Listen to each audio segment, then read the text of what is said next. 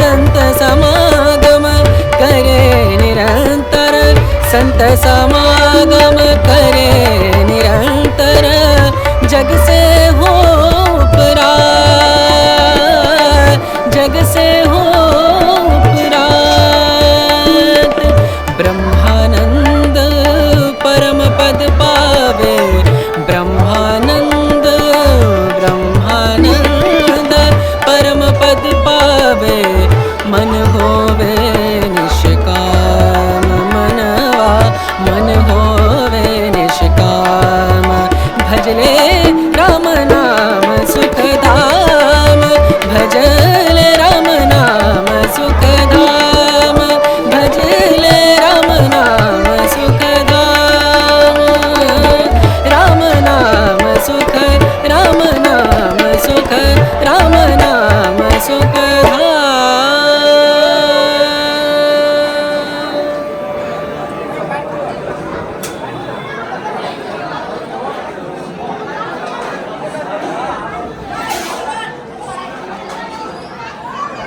તો અમે મઢડા ગામમાં ભગવતી બાપુના આશ્રમે ભગવતી આશ્રમમાં આવ્યા છીએ. તો અહીંયા જે ઉજવણી થાય છે તેની વિશે તમે જણાવો, તમારું નામ જણાવજો. મારું નામ કૌશિકભાઈ શાંતિલાલ સોની છે. મારું ગામ ટાણા છે. ભગવતી આશ્રમ બાપુને 250 વર્ષ ઉપર થયા. બાપુએ અલગ અલગ જગ્યાએ અલગ અલગ આશ્રમો સ્થાપ્યા. એમ આપણે ભગવતી આશ્રમ મરડા ને લગભગ 52 વર્ષ જેવું થઈ ચૂક્યું છે. અને અહીંયા 52 વર્ષથી સદંતર અન્નક્ષેત્ર ચાલુ છે. ખૂબ જ સેવાકીય કાર્યો અહીંયા થાય છે. અને બાપુનો ખૂબ જ મોટો સેવક સમુદાય છે. સિહોર તાલુકો, પાલીતાણા તાલુકો અને આ સમગ્ર ભાવનગર જિલ્લાની અંદર પ્રચલિત ગામ છે.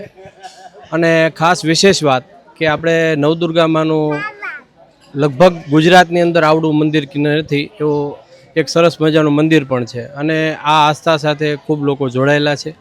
વર્ષોથી અહીંયા બધા સત્કાર્યો, આપણે દીકરીઓના લગ્ન છે કે પછી અન્નક્ષેત્ર છે, એવા અલગ કાર્યો ઘણા થતા રહે છે.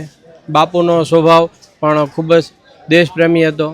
દેશપ્રેમની અંદર આપણે જે સેવાકીય પ્રવૃત્તિ બાપુની યોગ્ય લાગી બધી એમણે સહભાગ એમણે ભરપૂર આપ્યો છે. અને આ આશ્રમ વિશે બાપુ વિશે જેટલું બોલીએ એટલું ઓછું છે. અને બાપુ કેટલા વર્ષ જીવ્યા હતા અહીંયા? બાપુની 186 વર્ષ ઉંમર એમ કહેવાય છે. પણ બાપુ જે સ્થળે એમ વિચરતા રહ્યા એમ અલગ અલગ નામોથી પ્રચલિત છે. અહીંયા આપણે આવીને ભગવતી બાપુ તરીકે પ્રચલિત થયા. એમ અલગ અલગ ઘણા નામો છે એમના. બાપુ એક પુરાણની રચના કરી હતી, એનું નામ? હા, બાપુએ અંબિકા પુરાણની રચના કરેલી અને એ પણ બહુ વાંચવા જેવું છે. એની અંદરથી આપણે જેમ ગીતાની અંદર ઘણા સાર મળે છે એમ આ બાપ પણ વાંચવા જેવું છે. જય અંબે. જય અંબે. આજનું જે આયોજન છે એમાં શું શું ઉજવવામાં આવ્યું છે? આજે બાપુની 4થી પૂર્ણતિથિ છે. અને આ દર પૂર્ણતિથિએ ખૂબ જ માણસો ને આજે હજારોની સંખ્યામાં આવે છે. અન્નક્ષેત્ર આપણે મેં કીધું એમ 12 મહિના શરૂ જ હોય છે. 24 કલાક ગમે ત્યારે આવે. અહીંથી બાપુનો નિયમ હતો કોઈ ભૂખ્યું અહીંથી જાય નહીં. એ રીતે આપણે અત્યાર સુધી જાળવી રાખ્યું છે અને જાળવતા રહીશું. અને આજે જેમ અમારે આ 4 વર્ષથી કરી જેમ આ વર્ષે પણ સમાધિ પૂજન અને યજ્ઞ અમે દર વર્ષે કરીએ છીએ. એમ યજ્ઞનું પણ ખૂબ સારું આયોજન રાખવામાં આવ્યું હતું. બપોરે મહાપ્રસાદનો અને નગર યાત્રા સવારમાં વ્યવસ્થિત બહુ બહોળી સંખ્યામાં નીકળી.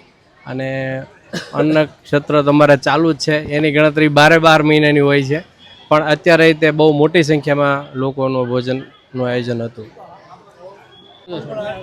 મારું નામ અમરસંગભાઈ ભોજભાઈ ડોડિયા. મારું ગામ મઢડા. 1975માં બાપુ મઢડામાં આવ્યા. ત્યારથી અમે પરિચયમાં છે બાપુનો. બાપુ દેવી ઉપાસક હતા. કોઈ પણ દીકરી હોય નાની અને અંબે જ માનતા. અને બાપુનું બહુ વિશાળ સેવક સમુદાય છે. અને બહુ સારું કામ હાલે છે. આજે આ મઢડા ગામનો આખો ગામ ધોળો બનશે અને સેવક સમુદાય બધા ટોટલી પરિવાર સાથે બધા રહ્યા છે. તો આજની જે યાત્રા આજે ઉજવણી કરી એમાં શું શું ઉજવ્યું હતું? આજે સવારમાં કાર્યક્રમ શું હતા? સમાધિ પૂજન કર્યું, મંગળા આરતી કરી અને યજ્ઞનું કામ શરૂ કર્યું અને ગામમાં આખામાં શોભાયાત્રા ફેરવી, બાપાની પાલખી, રથયાત્રા. રથયાત્રા હા. અને બપોરે મહાપ્રસાદ 11 વાગે શરૂ કર્યો. હજી ચાલુ જ છે એવી રીતે.